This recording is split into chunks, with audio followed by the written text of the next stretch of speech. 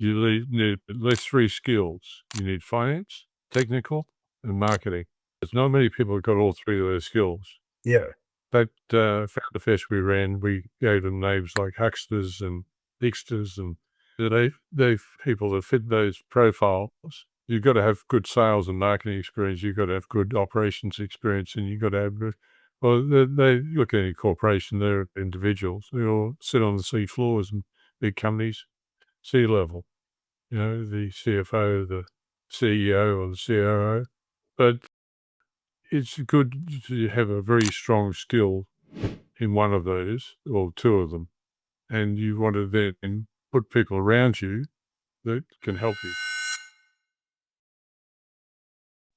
G'day, Dr. Tony here with the Realms of Power podcast. And today I've got an amazing guest, Andrew Berriman. Andrew, welcome to the show. Thanks for inviting me on, Tony. Mate, it's great you're here. So our goal in Realms of Power, Andrew, has been to turn people's true aligned power on. And one of the things we do is we have these spokes on the wheel, different areas that people have got really good strengths in. And I think you're going to be a potentially amazing guest because of your experience in some of the different realms that you've had in your life. So for the listener, if you could just give us just a brief backstory of some of the key moments in your life that have led you to where you are now, and in particular, maybe around your financial strengths and some of the political areas that you've had dealings with. Well, I won't go all the way back, Tony. It'll take too long, but I'm going to start off with the beginning of my tertiary studies, which was in agriculture. I went to Gatton College here in the early 60s. I was there in 63 and 64. Decided that wasn't exactly what I wanted to do, even though everybody was busting to get into agriculture. I was trying to get out of it. But I had a very strong technical bent in those days, and I joined the Air Force. Yeah. In fact, 60 years ago, on the 26th of last month, sorry. And so I celebrated 60 years. It's a long time. But so I joined the Air Force. I wanted to do radio. But it turned out to be the early stages of encryption, communications, and computing. So I sort of slid in on the beginning of the computing industry. And I headed off after that tour. I did 6 years. I was officially a telecommunications technician. But I went to the embassy in Washington and worked during the era of Watergate in our embassy, working on the F-111 project for the Air Force, even though I was a civilian by then. But I enjoyed that time. They were at least 10 years in front of us in every respect, so you grew up very quickly. I was 24, 25 at the time I went there. Fantastic opportunity. But it wasn't the technical side that I got out of that. It was the understanding of everything business, because the Americans just business. You can't have them as friends. They're not really good friends. They're all to compete all the time. So I got into the competition side and got into the US Darts Championship in the first year I was there. And after that, I came back to Australia and got into computing. And it was traditional computing technician. But I very quickly realized that there was a great opportunity there in business. And I pushed on the gate every chance I got, and there was always something on the other side of it waiting for me. So I went through technical, operations, marketing, sales, and then management in a period of about 15 years. And I got to a point in the early 80s where I decided that I wanted to take those business skills, and I was part of a 6-man team that listed a company called Solution 6 in Sydney, 1987, exactly about 3 months before the crash. We got in just in time to get our money. But that's me on my way. We were the largest software company in Australia for the accounting professions, and we had that pretty well every British Commonwealth country, and we set up in Ireland for Europe, strange enough, because you don't go to the UK to go to Europe. You go to Ireland to go to Europe. And we were given some really good tax breaks to be there, and we employed some wonderful people. But what happened, what I'm trying to drive at, I guess, through all of this, is that I got how to start a business. And they were only SMEs, very 300 people. I felt confident then I could do pretty well anything in that area. And I did it again. When I was 51, I started a company called Service Point. I took a mining company off the mining in Linda. In the early 2000s had died. Nobody wanted a mining company. So the easiest way for me to get back into the market was to get a key with 500 shareholders, a bit of cash, and take it from the mining board to the industrials. And that's what I did. And that company I left in 2007 when I retired, but I never really retired, as you know. You can't retire these days. So what I have done most of the time since then is help other people start their businesses. I'm currently run the business angel group here in Harvey Bay. We call the Fraser Coast Angels. And we've probably 40 investments a year, not from Harvey Bay, but all the way around the country. We bring investors to it and starts to help them get into business. Yep. We've had some great successes, but Yep. a bit of a backdrop anyhow. So look, in Australia now, Andrew, as you well know, there's a lot of businesses that start with an idea and a vision, but they might not have the cash flow. They might not have the capital to start with. And having your business knowledge, that can be really disempowering for a lot of people to have a failure in business.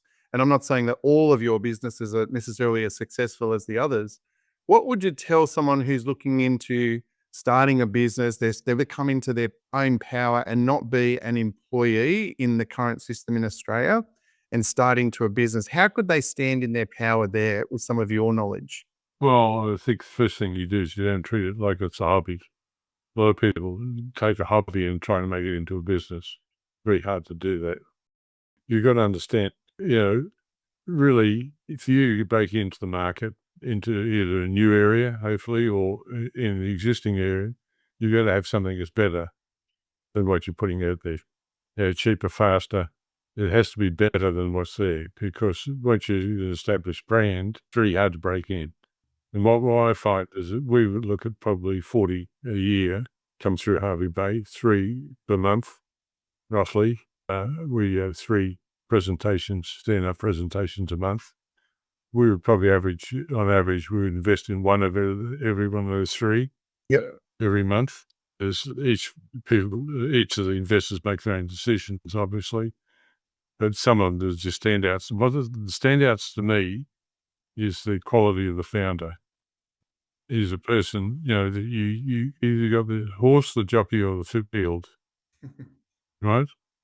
And I've generally vote the jockey most times, because you've got somebody who will see it through. A lot of people won't see that as soon as they get into a bit of hardship, they have problems, and they just don't know how to get out of it, don't know how to seek advice.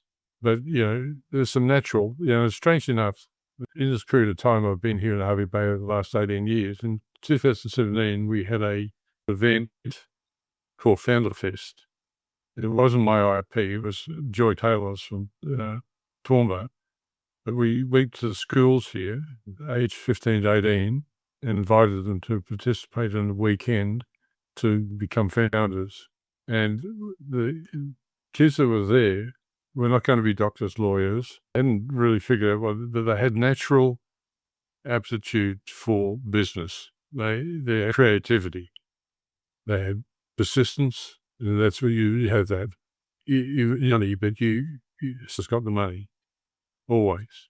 A lot of people bereft of their ability to do this, but they've got money to invest in it. But I would say that anybody can, setting up a business, you've got to understand what it is that you're doing, what the product is or what the service is, how better than what's out there in the market, etc.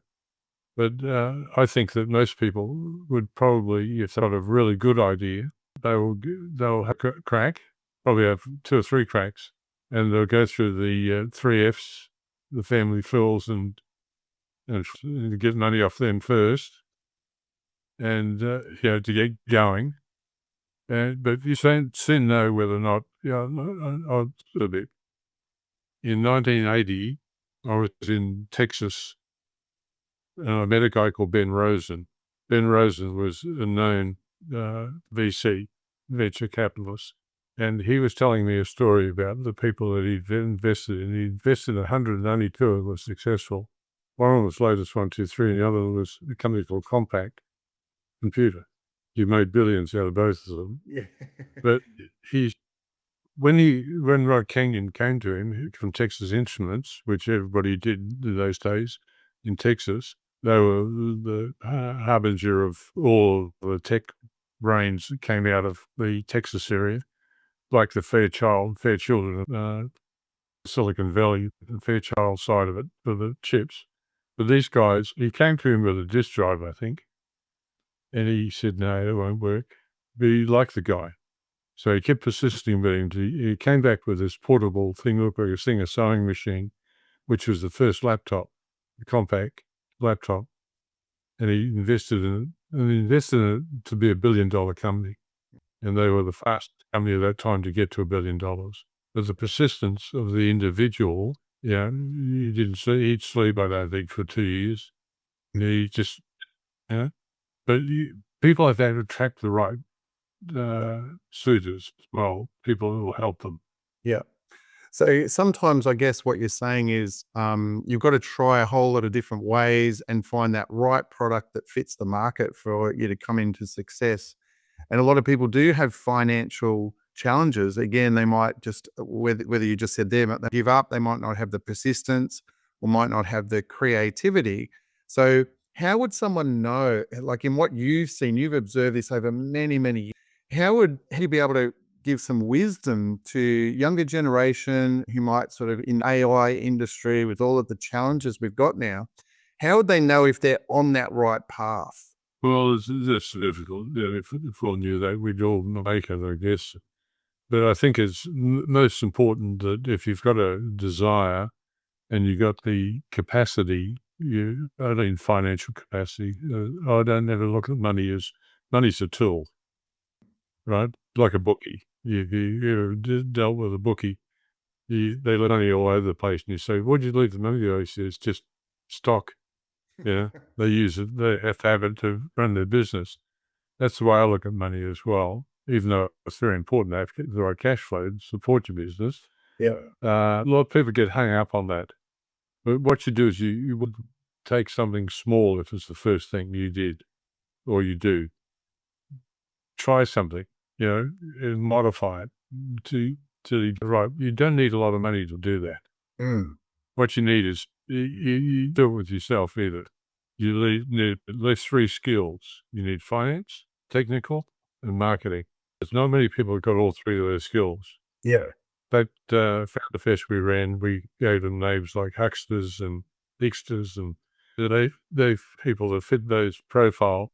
You've got to have good sales and marketing experience. You've got to have good operations experience, and you've got to have well, they look at any corporation. They're individuals. They all sit on the sea floors in big companies, sea level. The CFO, the CEO, or the COO. But it's good to have a very strong skill in one of those or 2 of them, and you want to then put people around you that can help you. And there's always people willing to do that. They don't have quite creative skills, but they have a very good, strong operational or finance skills. But one of the things you must do as a CEO, if you're going to be the CEO as a founder, which most people want to be, you must have good financial skills. If you haven't got them, you must obtain them. You've got to understand the linkage between the 3 major things: the balance sheet, profit and loss, and cash flow. Mm. You've got to understand how that fits together. Mm. And you understand you can't spend profit. You can't only spend cash. You've got to have cash flow. That's the lifeblood of your business. Yeah. Yeah. So I think you always start small. Don't give a grandiose idea. You'll get that as you go. Yeah. Most people that are good entrepreneurs see opportunities in pretty well everything they look at. Yeah. Great foundation for people to understand. If I can go to another topic, I guess, Andrew, which we've spoken about before, is, I guess, the current state of, I guess we'll call it in Australia, but the world to a degree, where the controlling entities are making it very difficult with things like digital ID, looking at changing the whole financial system. What do you see there as a path moving forward, or where do you think it's going to end up? Well, it's certainly not a positive for anybody wanting to start a business. The amount of red tape and regulation that's come in, and I think it's too intrusive myself, personally. I think that this is all, if I look at the future, it doesn't look as, there's real opportunity there, but you've got to use a lot of dexterity, because you've got governments who are just mouthpieces for somebody else now. We know that they don't make the decisions anymore, if they ever did. These regulations like ID, that's just about control once again. And we're definitely heading away from capitalism, if we're ever at capitalism, socialism, at least heading towards totalitarianism. Mm. And that's not me saying that, that's a lot of people, a lot wiser than I am, are now switched on to the fact of what's actually happening. So that side of it, we have to make our own decisions about how we deal with it. But I think we have to stand up at some point as a group and push it away, because it doesn't fit here. It doesn't fit anywhere, actually, in the Western world. There's a lot of people say, if you want to look at what Australia looks like in the next 30 years, look at China now. That's the model. Yes, this podcast is about standing in your power, in the realms of power. And if those political or government sort of organizations are making it very difficult, at some point, is it the individual or is it a collective that will actually make a change? Because I could stand here and say, hey, come on, people, let's go. We could do a rally, we could do different things. How do we collectively go, we actually do have sovereignty, we do have power, and the taxation rules or the whatever other rules are impacting us? Where do we find that inner power to stand up, do you feel? Well, I think it has come within the individual. I mean, I stand in God these days because I understand now what evil looks like. It switched me to a different realm altogether of thought. And when we look at a collective, I like the word collective, actually, because it's more sinister overtone. If you look at who's controlling the world today, it's corporations. Everything's corporatized. Even our governments are corporatized. Everything's corporatized. It's all operating under uh, not the laws that we thought we were operating under a constitution we believed was rock solid. Something happened in 1984 that changed that, and people are waking up to it today, and which is not good for this country, because we don't have the freedom that we thought we had. Mm. But once again, we've had this telegraphed to us for years. They've been telling us what they've been doing all the way along. It's not as if we just focused on that. And I think probably during the COVID era, people became more aware that people had power that they shouldn't ordinarily have, shouldn't have had. And, they're all, when you got the situation we went through, and nobody wants to run a royal commission for it, you understand that there's some power there stopping that, because we've had royal commissions into all sorts of other things. They're a lot less damaging than that period of time. Yeah. So, but I think it's the individual. If there's a collective here, it's a collective mindset. And people, already it's happening. You can see it happening around here where I live. You can see it happening where I was in the US recently. A lot of them have woken up, but there's some people that are still living on bread and circuses. You know, you only had to look what happened during COVID. What was the areas you could get into easily? Any corporate business, any large corporation, or a football match. I mean, how the hell do you have football as an agenda when everybody's locked down? Yeah. You know, I mean, if people didn't tweak to that, this thing I heard in the whole time of COVID is I went to a restaurant and the guy said, you can take your mask off when you sit down. Yeah. I said, well, you got to deal with the virus. It doesn't work when you're sitting down. And he just laughed at me.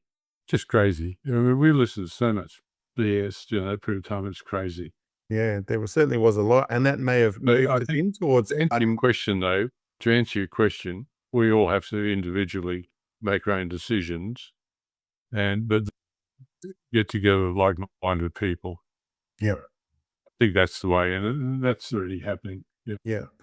So you But mentioned before, Andrew, you stood in your power. You made a decision personally about your the evil in the world and your spirituality. That's a great example of you individually saying, right, I'm standing in my power. I'm getting clear on what that is for me. Can you speak into that a little more? That decision? yeah, look, I mean, obviously, we had so much coming at us. If you didn't look at mainstream media, because that was just the same mouth, you get the same news coming out of 146 news outlets in the same day, same words. It was orchestrated. But, it was all fear. Everything was fear-based. It still is. People are peddling fear. And, I chose, like many other people, to look to other sources of this and in stories that were, from real people that were trustworthy. And I decided that, I wasn't going to play into the fear game. And I decided to take on more with God directly. I not wanted a broker. I didn't want an organized religion involvement. Yeah, I didn't want somebody else telling me what. I got baptized in 2023 at the height of the 23 with a whole bunch of other people like-minded, and we've stood in that space. We're helping. My future going forward here is all based on that. It's helping build rural communities, giving them both finance to keep their businesses running and step away from the banks, and also find them labour that they dearly need.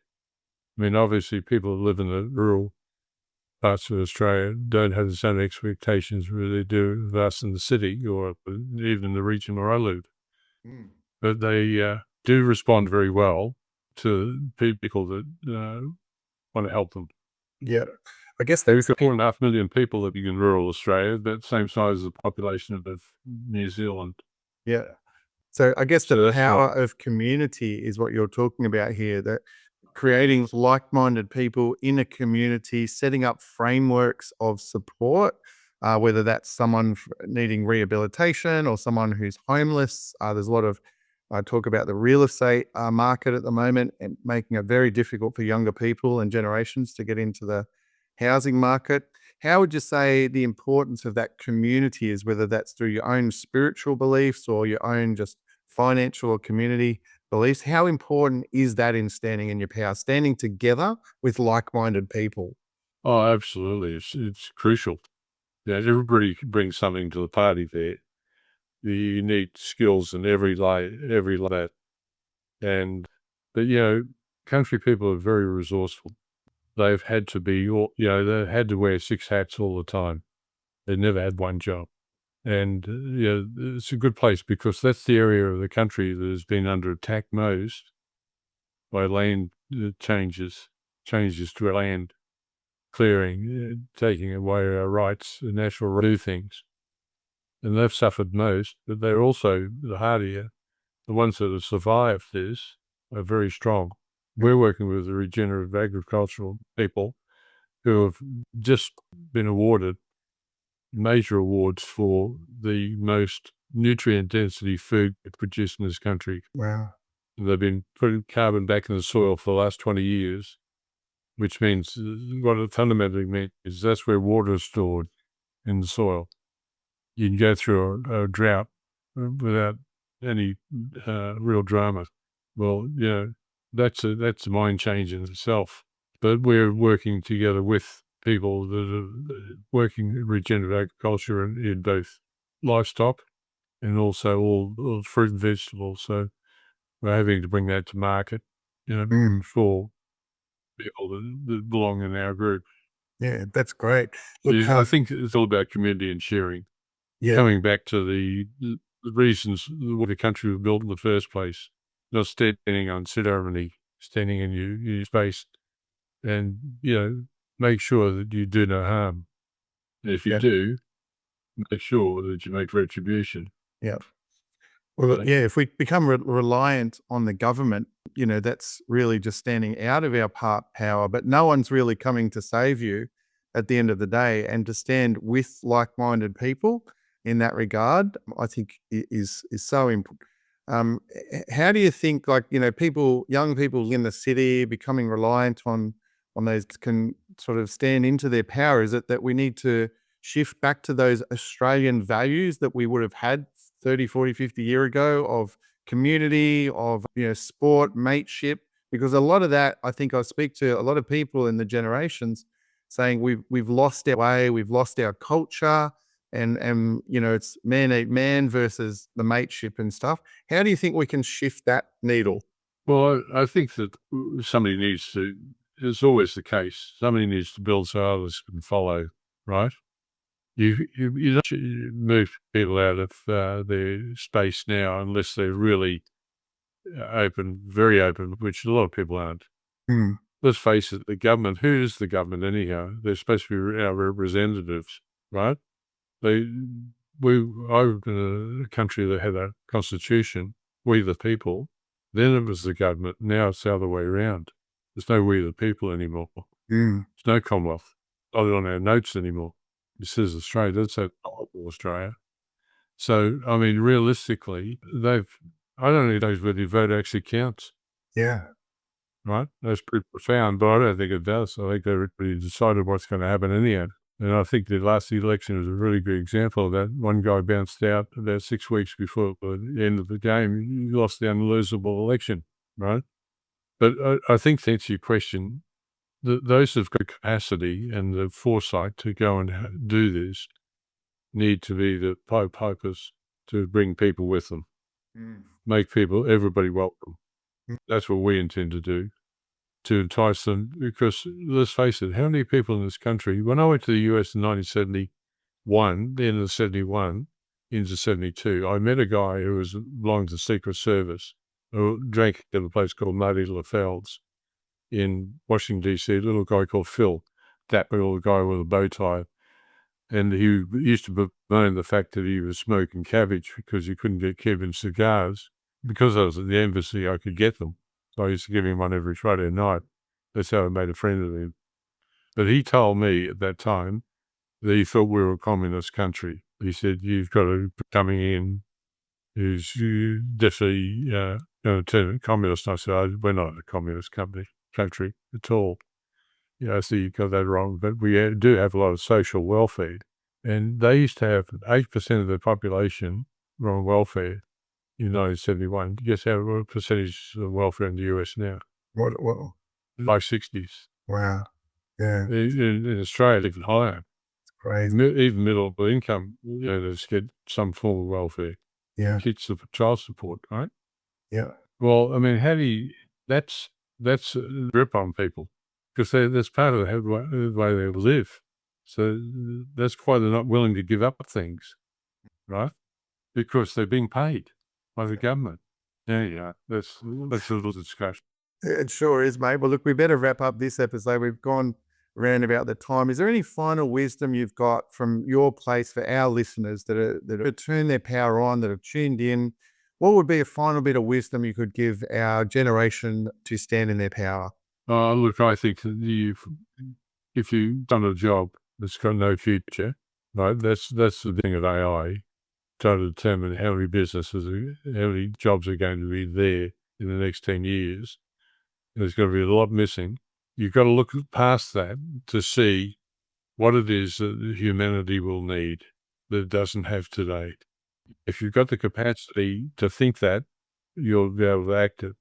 So I think, be very careful about relying on sources of income that are gifted to you. I don't mean I mean government, Yeah. because try and stand in your own feet. I don't take money I've never taken money. I get $7 a fortnight. incidentally, because I was in the RAAF, $7 a fortnight. It would cost them $10 to process it. I would have written to them, it would cost me too much to do it. Yeah. It's just crazy. Yeah.